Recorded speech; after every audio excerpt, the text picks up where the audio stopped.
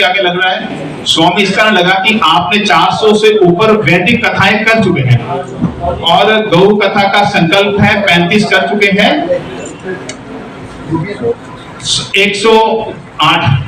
108 गौ कथा का संकल्प है, उसे 35 कर चुके हैं।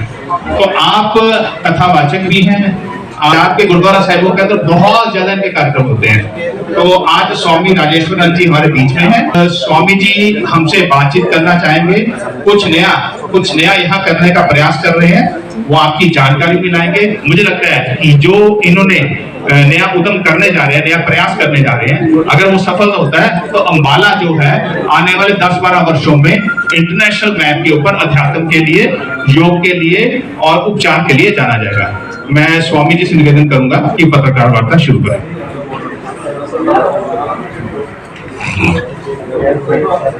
मेरा आपसे मिलना रहता है, लेकिन आज आप हमारे छोटे से बुलावे पर यहाँ पे सभी एकत्रित हुए हो।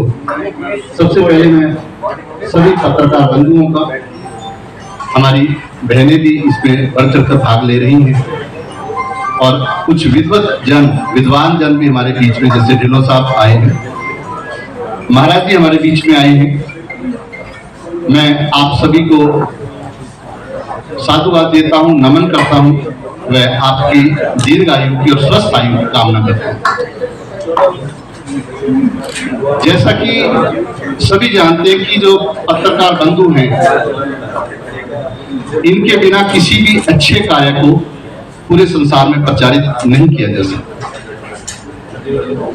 हमारे श्री गुरु ग्रंथ साहब महाराज या जितने भी वेद शास्त्र, गीता, पवित्र गीता है, इनके उपदेश को प्रैक्टिकल रूप देने का आज तक किसी भी संस्था ने,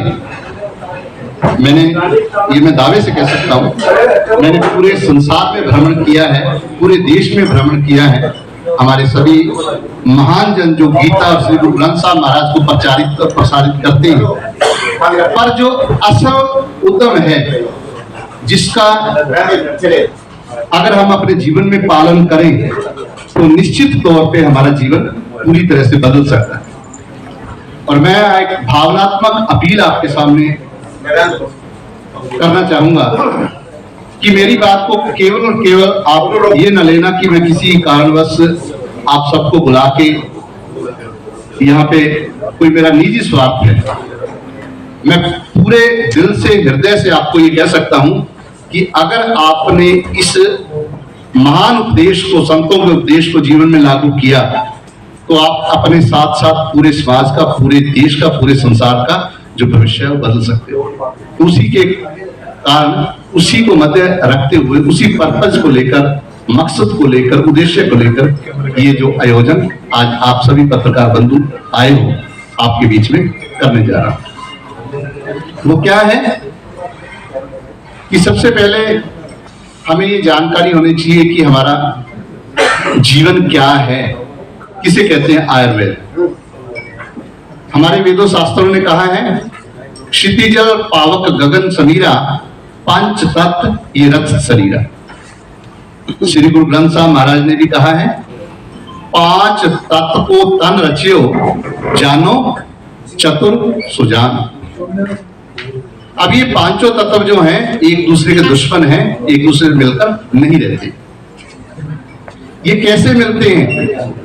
अध्यात्म कहता है इन्हें शब्द मिलाता है, नाम मिलाता है, भगवान की आवाज मिलाती है। इसीलिए वाणी में कहा गया है, शब्द है धरती, शब्द है आकाश, शब्द है शब्द तया प्रकाश, सगल सृष्टि शब्द के पाछे, नानक शब्द घटे घटाचे।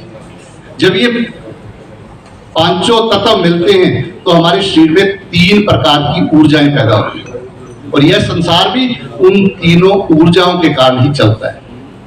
तो कौन कौन सी ऊर्जाएं हैं? पहली ऊर्जा को कहते हैं वात, दूसरी को कहते हैं पित्त और तीसरी ऊर्जा होती है कफ। अध्यात्म में कहा गया है, रजगुण, तमगुण, सत्गुण कही है, ये सब तेरी माया। ये रजोगुण, तमोगुण, सतोगुण कह के इसको बखान किया गया।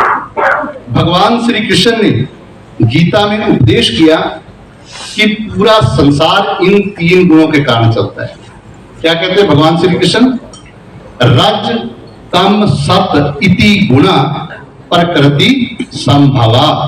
ये प्रकृति, ये संसार 3 गुणों के कारण ही चलता है और भगवान इन तीनों गुणों की जानकारी को विश्व की, संसार की, इस ब्रह्मांड की सबसे बड़ी जानकारी बताते हैं। क्या कहते हैं भगवान श्री कृष्ण? परम भूवे प्रवक्ष्यामि ज्ञानानाम